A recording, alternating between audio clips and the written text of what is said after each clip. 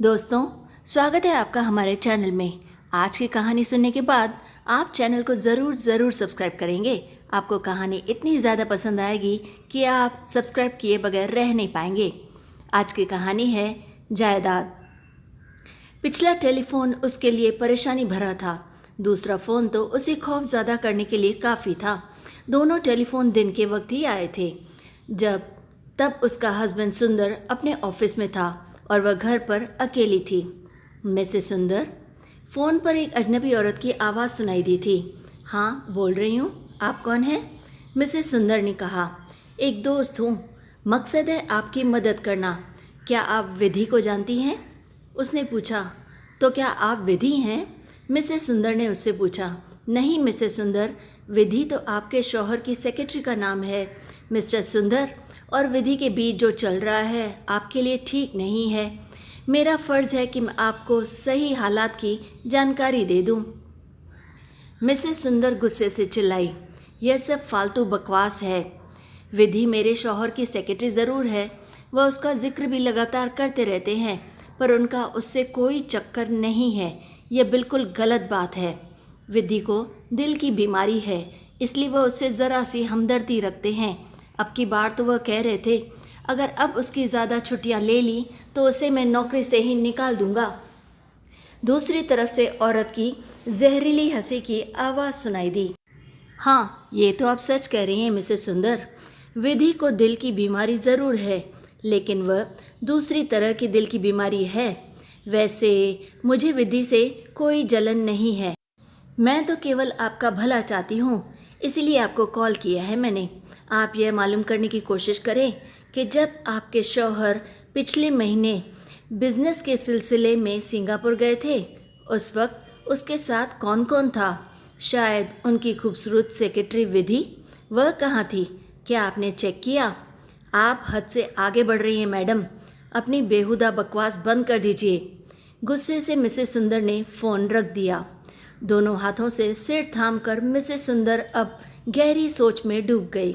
उन्हें याद आया जब पिछले महीने सुंदर बिजनेस के लिए सिंगापुर गया था तो उसने उसे सिंगापुर के उस होटल का नाम बताया था जहां वह ठहरने वाला था। लेकिन एक ज़रूरी काम के सिलसिले में जब उसने सुंदर को उसी होटल में फ़ोन किया था तो होटल से बताया गया था कि सुंदर नाम का कोई भी व्यक्ति उनके होटल में नहीं ठहरा है, यानी हो सकता है सुंदर झूठ बोल रहा हो।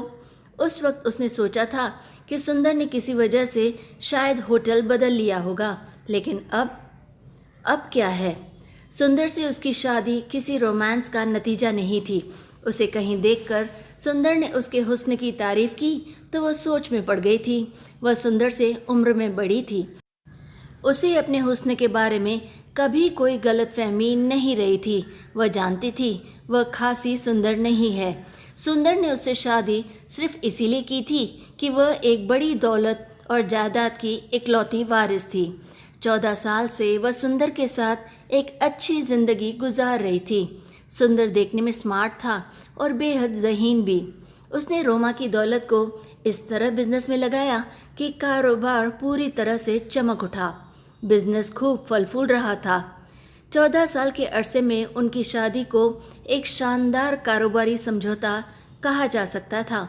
दोनों एक दूसरे से खुश थे और इस कामयाब फ़ायदेमंद कॉन्ट्रैक्ट को तोड़ने पर कभी भी राज़ी नहीं हो। दोनों ही आपस में खुशहाल ज़िंदगी बसर कर रहे थे। शाम को सुंदर की वापसी पर रोमा ने फ़ोन कॉल के बारे में कुछ नहीं बताया। इसी तरह एक हफ्ता बड़े ही आराम से गुजरा। इस बार किसी आदमी का फ़ोन था जिसने उसे दहशत ज़दा कर दिया। उसने घबराकर पूछा, आप कौन हैं? इस बारे में आपको फ़िक्र करने की ज़रूरत नहीं है। जो मैं कह रहा हूँ बस उसे ध्यान से सुनो मिसेस सुंदर। मैं एक पेशेवर कातिल हूँ। मैं मोटी रकम के बदले किसी का भी कत्ल कर सकता हूँ। शायद यह जानकर आपको ताजुब होगा कि आपके शौहर सुंदर ने आपको कत्ल करने के लिए मुझे 10 लाख रुपए की ऑफ़र दी है। इस बार रोमा सचमुच डर गई और वह डर के मारे ज़ोर से चिल्लाई, तुम पागल हो गए हो या मजाक कर रहे हो?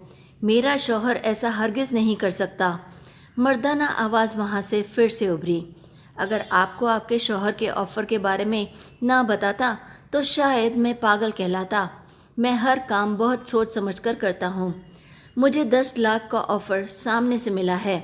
इस 10 लाख के बदले मैंने अपने शिकार के बारे में जानकारी हासिल की और आप तक यहाँ पर पहुँचा हूँ। मैं कोई मामूली ठग या चोर नहीं हूँ। अपने मैदान का बड़ा ही कामयाब खिलाड़ी हूँ। मैं इस तरह कत्ल करता हूँ कि मौत बिल्कुल नेचुरल लगे, किसी को भी कोई शक नहीं होता। मैं अपने काम में कभी भी आज तक नाकाम नहीं रहा। मिसेस सुंदर ने कंपकपाती आवाज़ में उनसे कहा, यह सब क्या कह रहे हो तुम? मुझे तो कुछ समझ में ही नहीं आ रहा।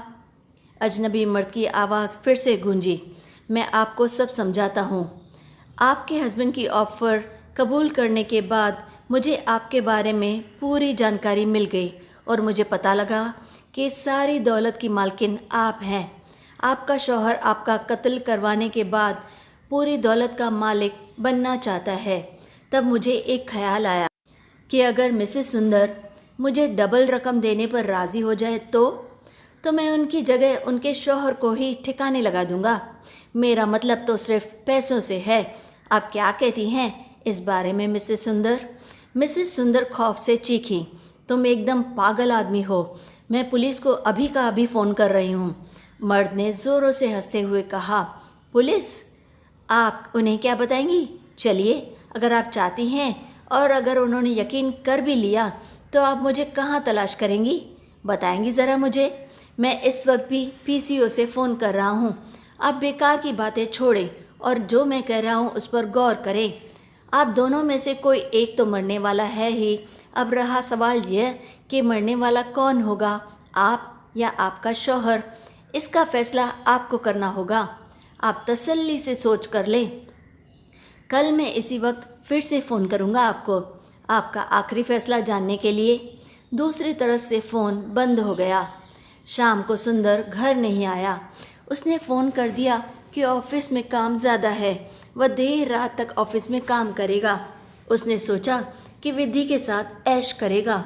जब आधी रात को सुंदर बेडरूम में दाखिल हुआ तो वह तब तक जाग रही थी और लगातार कुछ सोच रही थी। सोचते सोचते वह इस फैसले पर पहुंच गई कि सुबह सुंदर को टेलीफोन के बारे में ज़रूर बताएगी, मगर सिर्फ पहले फ़ोन के बारे में। वह उससे कहेगी कि अगर उसे कोई कीप रखनी भी है तो ज़रूर रखे, उसे कोई एतराज़ नहीं है, पर यह बात राज रहनी चाहिए, कोई बदनामी ना हो। वह आखिर दूसरे फ़ोन के बारे में क्या बताती कि एक आदमी ने कहा है कि मुझे कत्ल करने के लिए 10 लाख का ऑफ़र दिया गया है। अगर मैं ऑफ़र डबल कर दूं तो मेरी जगह वह मारा जाएगा। शायद यह सब सुनकर सुंदर उसे पागल खाने में दाखिल करा देगा। फिर उसे ख्याल आया कि क्यों न वह उस अजनबी मर्द के दूसरे फ़ोन का इंतज़ार कर ले। हो सकता है बातचीत के दौरान उसकी ऐसी कोई गलती पकड़ में आ जाए जिसकी वजह से वह सुंदर और पुलिस दोनों को ही उसकी बात पर यकीन आ जाए और शायद कोई न कोई पकड़ा जाए। फिर उसे पागल खाने में डालने की ज़रूरत बिल्कुल नहीं पड़ेगी। लेकिन उसे लगा कि पहले फ़ोन के बारे में भी बताने की भी भला क्या ज़रूरत है। वह उसकी कहानी सुनकर खूब हंसेगा, अफेयर से इनकार करेगा और फिर ज़्यादा चौकन्ना हो जाएगा। यही तो मर्दों की फितरत होती है। जैसे जैसे वह सोच रही थी उसे लग रहा था कि फ़ोन करने वाला आदमी पागल है।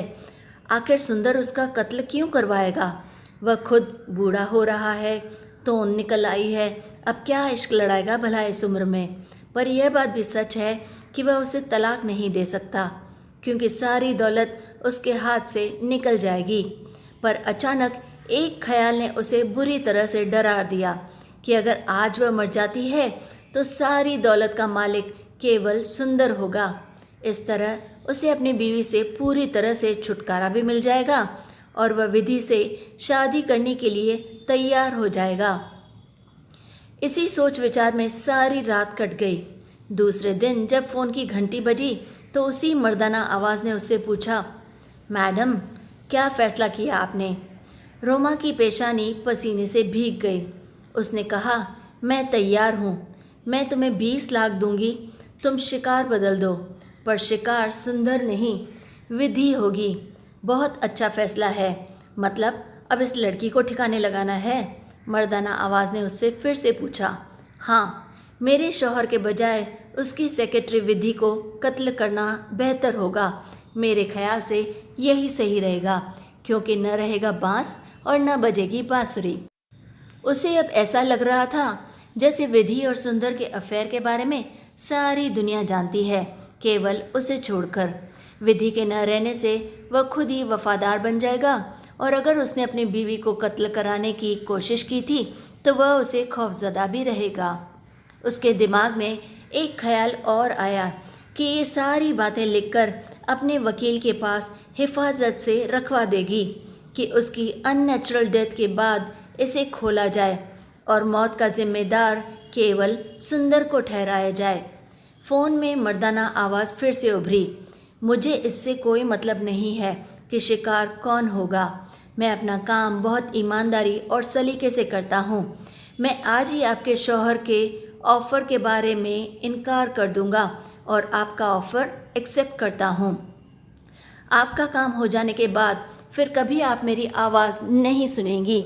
पर एक दो चीज़ें बहुत ज़रूरी है, पहले मैं आपको उस बारे में बताना चाहूँगा। मैं अपनी फ़ीस एडवांस में नहीं मांग रहा हूँ, पर आपको मेरे बताए हुए पते पर मेरे कहे मुताबिक एक खत लिखकर भेजना पड़ेगा। मेरा पता है Rustam, post box 911, royal palace.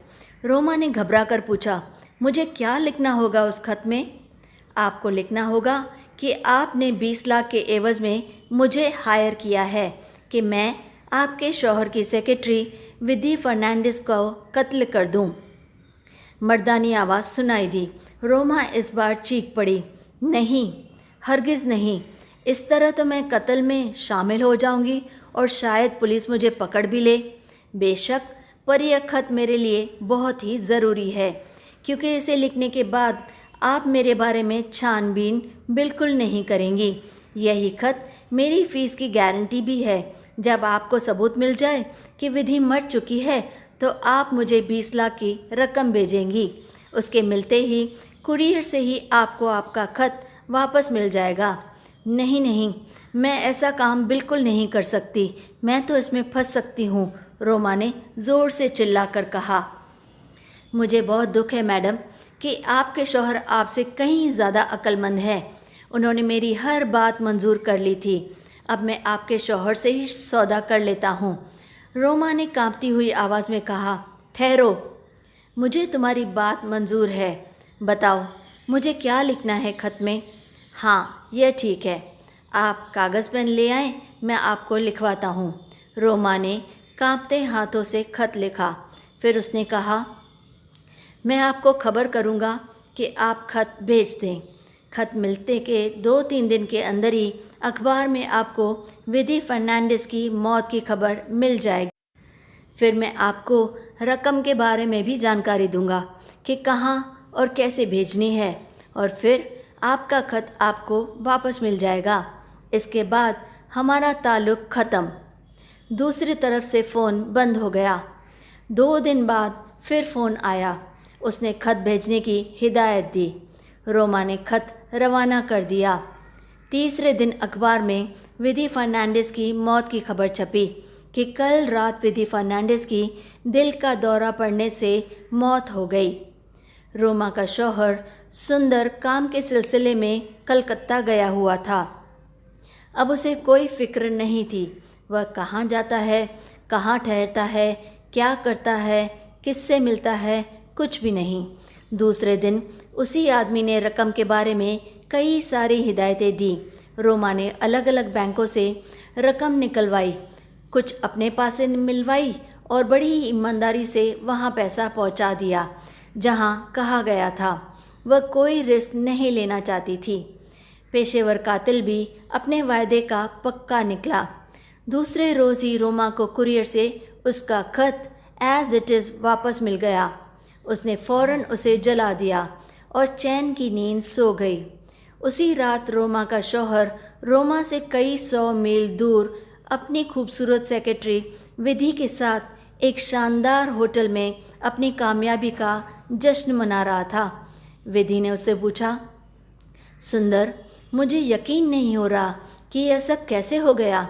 आखिर कैसे तुमने मेरी मौत की खबर छपवा दी? सुंदर ने शराब का घूंट भरते हुए कहा, बहुत ही आसानी से। तुम्हारे मरने की खबर और रकम मैंने अखबार वालों को भेज दी थी और उसके साथ एक पर्चा रखा था। विधि फर्नांडिस का कोई रिश्तेदार या करीबी इस शहर में नहीं है और वह मेरी कंपनी में मुलाजिम थी। उसकी सारी जिम्मेदारी मुझ पर आती है। उसके सारे मामलात में ही देखता रहता हूँ। बस अखबार के ज़रिए उसकी मौत की खबर दुनिया को बताना चाहता हूँ। उन लोगों ने दूसरे दिन ही यह खबर छाप दी। अच्छा जानेमन, तुम यह बताओ कि तुमने फ्लैट छोड़ते वक्त अपनी मकान मालकिन से क्या कहा? मैंने मकान मालकिन से कहा था कि मैं दिल की मरीज़ हूँ। अपने शहर वापस जाकर अपने डॉक्टर से इलाज करवाऊँगी क्योंकि अब तकलीफ़ बहुत ज़्यादा बढ़ गई है। शाबाश, तुम्हें मुंबई आए अभी बहुत कम अरसा हुआ है। कोई तुम्हें जानता भी नहीं है और ना ही कोई दोस्त है यहाँ। अब तुम दूर दराज के इलाके में एक शानदार फ्लैट लेकर ठाठ से रहना। अपना नाम और पहचान भी बदल लेना। रोमा से मिले 20 लाख रुपए मैं किसी बिजनेस में लगा दूंगा ताकि हर महीने गुजारे के लिए अच्छी खासी रकम तुम्हें मिलती रहे। डार्लिंग, तुम कितने अच्छे हो, सारी रकम मेरे नाम पर लगा रहे हो। क्यों नहीं डियर, पहली बार टेलीफोन करने वाली तुम खुद ही तो थी। तुम्ही ने तो प्लान कामयाब बनाया है। मगर सुंदर, सारी प्लानिंग तो तुम्हारी ही थी। अगर तुम्हारी प्लानिंग काम ना आती तो हम सब ये ना कर पाते। तुमने कितनी कामयाबी से आवाज़ बदलकर कातिल का रोल अदा किया। तुम्हारी आवाज़ सुनकर तो मैं भी धोखा खा गई थी। तुम वाकई में बहुत बड़े कलाकार हो। चलो फालतू बातें छोड़ो, अब हमारे मिलने में कोई रुकावट नहीं रहेगी। अब हम आराम से एक दूसरे से मिल सकेंगे। टूर का बहाना करके मैं तुम्हारे पास आ जाया करूँगा। उधर रोमा अपनी दौलत पर नाज करते हुए चैन से सोएगी। अब मुझ पर शक भी नहीं करेगी। बड़ी चालाक बनती थी, अब खाती रहे अपने पैसे। देखा आपने दोस्तों, एक तो चोरी, ऊपर से सीना जोरी। गलत काम करने पर भी हमें कम से कम भगवान से तो डरना ही चाहिए। आखिर एक दिन हिसाब तो उसे ही देना पड़ेगा। क्यों, कैसी लगी आपको आज की कहानी? अगर अच्छी लगे तो लाइक और शेयर ज़रूर करें और हमें कमेंट्स में हमें अपनी राय ज़रूर बताएं कि आपको ये कहानी कैसी लगी। और फिर वायदे के मुताबिक आपको चैनल को सब्सक्राइब भी करना है और रोज़ की तरह लाइक, शेयर एंड सब्सक्राइब।